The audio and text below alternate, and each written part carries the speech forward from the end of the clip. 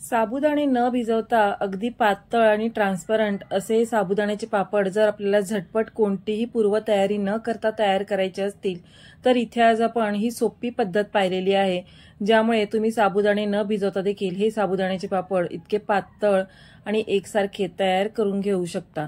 आता हे पापड करण्यासाठी आपण साबुदाण्याचं मिश्रण कशा पद्धतीने तयार करून घेतलेलं आहे आणि हे पापड झटपट तयार होण्यासाठी काय करायचं आहे याबद्दलच्या सगळ्या सविस्तर टिप्स या व्हिडिओमध्ये तुम्हाला अगदी शेवटपर्यंत टिप्स अँड ट्रिक्स सहित पाहायला मिळणार आहेत। तर अगदी असेच पातळ आणि खुसखुशीत साबुदाण्याचे पापड तयार करण्यासाठी कोणती स्टेप मिस न करता रेसिपी शेवटपर्यंत पहा आणि अजूनही तुम्ही चॅनलला सबस्क्राइब केलं नसेल तर अशाच नवीन नवीन रेसिपींच्या नोटिफिकेशनसाठी बेल आयकॉनवर क्लिक करून वैशाली मेजवानीला सबस्क्राइब करा। रेसिपीला सुरुवात करण्याआधी वैशाली मेजवानीमध्ये सगळ्यांचं खूप खूप खूप मनापासून स्वागत। इथे आपण हे पापड तळून पाहत आहोत, तर तुम्ही इथे बघू शकता अगदी पातळ खुसखुशीत आणि पांढरे शुभ्र असे हे साबू तांदळाचे पापड बनवून तयार होतात।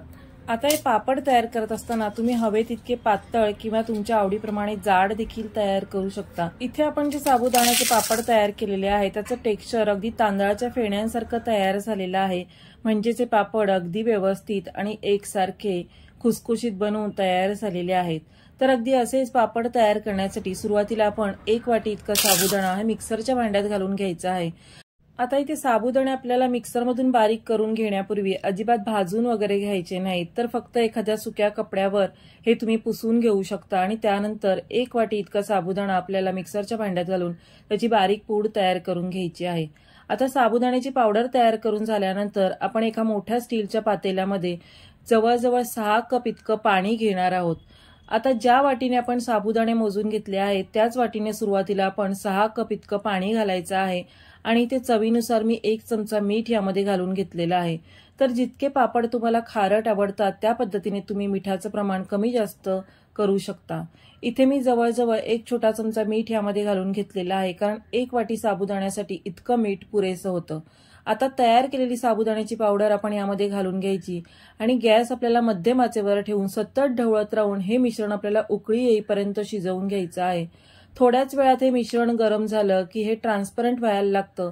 यामध्ये आपण जो साबुदाणा बारीक करून घातलेला आहे तो अगदी ट्रान्सपरंट होईपर्यंत आपल्याला हे मिश्रण मध्यम आचेवर सतत ढवळत राहून शिजवून घ्यायचं आहे। आता हे मिश्रण शिजवून घेण्यासाठी फार वेळ लागत नाही। मध्यम आचेवर जर सतत ढवळत राहून आपण हे मिश्रण शिजवून घेत राहिलो तर अगदी 5 ते 10 मिनिटांमध्ये हे मिश्रण तयार होतं। इथे 5 ते 7 मिनिटांनंतर तुम्ही या मिश्रणाचं टेक्स्चर बघू शकता। हे मिश्रण थोडंसं दाटसर व्हायला सुरुवात होते आणि आता यामध्ये जर गरज वाटली तर तुम्ही 1 वाटी पाणी आणखीन वाढवू शकता। यामध्ये मी नंतर परत 1 वाटी इतकं पाणी घालून घेतलेलं आहे आणि हे मिश्रण परत 2 ते 3 मिनिटं मध्यम आचेवर सतत ढवळत राहून शिजवून घेतलेलं आहे। आता हे मिश्रण तयार झाल्यानंतर एका प्लेटवर अशा पद्धतीने ओतून पाहायचं आहे।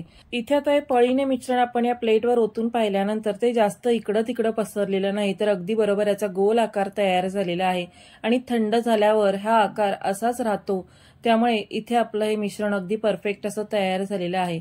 आता गॅस बंद करायचा आणि 10 ते 15 मिनिटं हे मिश्रण आपल्याला थोडंसं थंड होऊ द्यायचं आहे आणि त्यानंतर आपल्याला याचे पळी पापड तयार करायला घ्यायचे आहेत। इथे तुम्ही बघू शकता थंड झाल्यानंतर या डिशवरचं मिश्रण अगदी एकसारखं व्यवस्थित एकाच जागी राहिलेलं आहे, म्हणजे ते इकडे तिकडे पसरलेलं नाही, म्हणजेच आपलं मिश्रण अगदी परफेक्ट तयार झालेलं आहे। आता 10 ते 15 मिनिटांनंतर जे साबुदाण्याचं मिश्रण आपण तयार केलं होतं ते थोडंसं थंड झालं, यावरची वाफ निघून गेली की पळीच्या साहाय्याने आपल्याला हे पापड प्लास्टिकच्या पेपरवर या प्रकारे घालून घ्यायचे आहेत। तर इथे पापड आपल्याला पसरवून वगैरे घ्यायची गरज लागत नाही, फक्त पळीने आपण हे मिश्रण या प्लास्टिकच्या पेपरवर घातलं की तो पापड अगदी व्यवस्थित गोल तयार होतो। आता अशा प्रकारे आपण इथे सगळे पापड तयार करून घेणार आहोत आणि हे आपल्याला उन्हामध्ये किंवा फॅन खाली वाळवून घ्यायचे आहेत।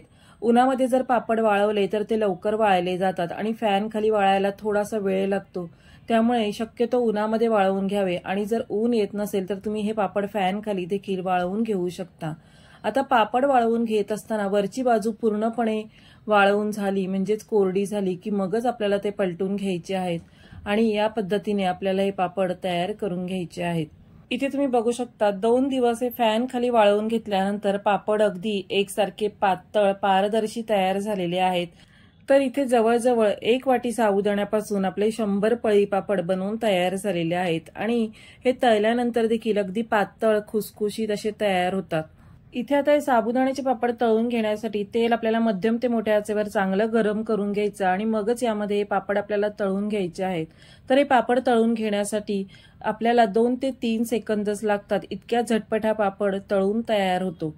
अशा प्रकारे आज इथे आपण साबुदाणे भिजवून न घेता साबुदाण्याची पावडर तयार करून त्यापासून हे मिश्रण तयार करून झटपट पापड तयार केलेले आहेत। आता हे साबुदाण्याचे पापड तयार करत असताना आपण यामध्ये फक्त मीठ घातलेलं आहे। जर तुम्हाला जिरं चालत असेल किंवा जिरं आवडत असेल तर तुम्ही अर्धा छोटा चमचा जिरं देखील हे पापडाचं मिश्रण तयार करत असताना त्यामध्ये घालून घेऊ शकता। अशा पद्धतीने आज आपण साबुदाणे न भिजवता झटपट हे पापड तयार केलेले आहेत। आजची रेसिपी तुम्हाला कशी वाटली मला कमेंट करून नक्की कळवा। रेसिपी आवडली तर व्हिडिओला लाईक नक्की करा, सोबतच तुमचे मित्रपरिवार आणि नातेवाईकांमध्ये देखील नक्की शेअर करा आणि अशाच नवीन नवीन रेसिपींच्या नोटिफिकेशनसाठी बेल आयकॉनवर क्लिक करून वैशाली मेजवानीला सबस्क्राईब करा।